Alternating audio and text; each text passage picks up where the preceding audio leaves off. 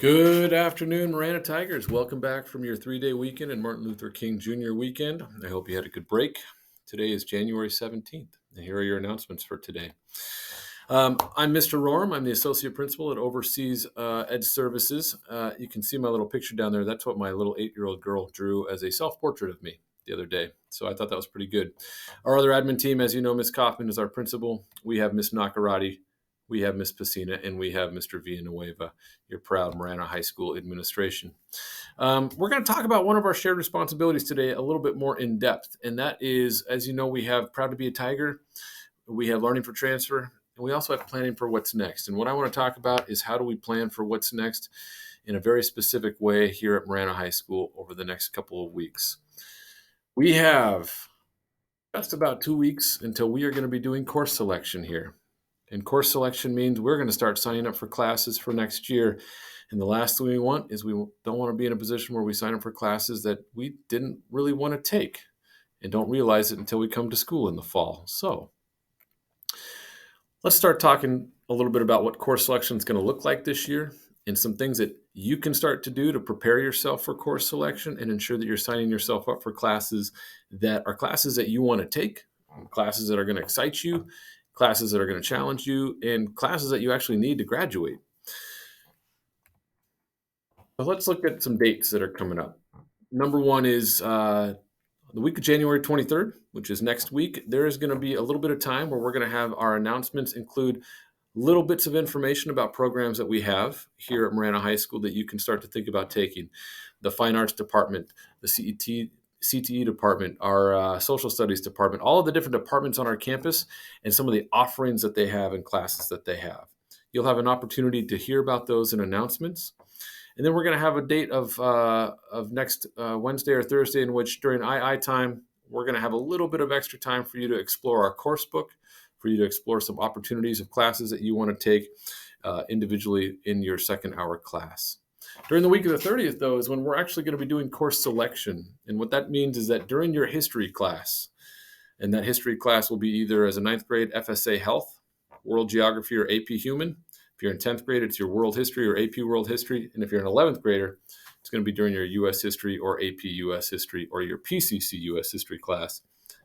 During that time, between January 30th and the about a week and a half after that, you are going to be coming to the library and you are going to be completing your course selection with a counselor there where you input that into Synergy. We hit the magic button, and those are the courses that you are saying you would like to take next year. And that information is what I use here in my office to create a master schedule so that we can offer all of the classes that all of our students want to take. So the week of the 30th is when that's going to begin. We're going to have 4 days that week and then a few days the next week to get all of those classes into the library to complete course selection. What's going to happen is before that, you're going to get a piece of paper that looks a lot like this. Our counselors are going to be working hard. In fact, they just started today to start to make a sheet for you. We're going to actually highlight classes that you should be taking, whether those are classes that you need to take for graduation. So like you've taken geometry and you're going to be a junior, you should be taking Algebra 2, and you might be a good candidate to be taking Honors Algebra 2. Or maybe you should be thinking about challenging yourself and taking a dual enrollment class. Or maybe actually what's best for you is going to be Algebra 2. Our counselors are going to be highlighting classes for you. This is going to be delivered to your classroom for you with your history teacher, and they're going to hand this to you the week prior. So the week of the 23rd is when you're going to get something that looks a lot like this. It says these are the classes that you should be taking, and some of these will be highlighted for you. This sheet of paper is what we're going to use that you're going to bring to the library. And when you sit down with a counselor, they're going to do the course selection process with you, and they keep this piece of paper as well so that we just have a record. But what that means is you need to start thinking about what classes do you want to take. And those classes, as you think about them, should be classes that are appropriate for you to take because you want to graduate or you want to go to college or you want to be getting a certification in a CTE class. And that's the conversations that I need to start having you have right now with your parents. So a couple things. What are we going to consider? I want you to choose classes that align with your post-secondary goals. So if you want to go to college, you need to be taking classes that put you in the best position to apply to college. If you want to go into the workforce, you should be taking classes that give you career experience in that area. If you're trying to get certification, say in CTE, you should make sure that you're taking those classes that get you that certification. I also think you should be thinking about what classes challenge you. It's not about just what's the easiest class, but what are the classes that are going to challenge you, whether they're going to challenge your organization, they're going to actually stretch you in some way. I want you to be obviously choosing classes that you need to graduate. In fact, you have to do that part. We're going to be double checking that. So that means the English class, the math class, the social studies class. And then you have to choose classes that are appropriate for your grade level, which means, is this a ninth grade class only? Is this a 10th grade class only? For example, econ and government are only for our seniors. So if you're a incoming sophomore, you can't take those classes. So those are some things I want you to be thinking about over the next couple days. In the Student Hub right now, I have actually put the course book under the course book tab, which I have a giant arrow there pointing to. That course book tab has a course book on it that you can look at now, and you can start to peruse what it says. In that course book, it has all of the offerings that we have for next year. And you can show that to your parents when you get home. You can sit down with your parents and be like, hey, we need to start talking about what I'm going to take as a junior, or as a sophomore, or as a senior. I would encourage a couple things at this point, though. Number one is I want you to have a conversation with your parent. I want you to talk to them about what you plan on taking next year. I want you to have a conversation maybe with some teachers. This is a great opportunity for us to have conversations as a staff with our students about next year's classes. So if you're in an English class, maybe you want to talk to a teacher to say, hey, I'm thinking about taking AP Literature. I'm thinking about taking just regular English 5-6. What do you think? What would be a good spot for me? What have you seen in terms of my skills and my sort of aptitude in this subject area? Get your teacher's, perspective and get some advice from them if you have any questions.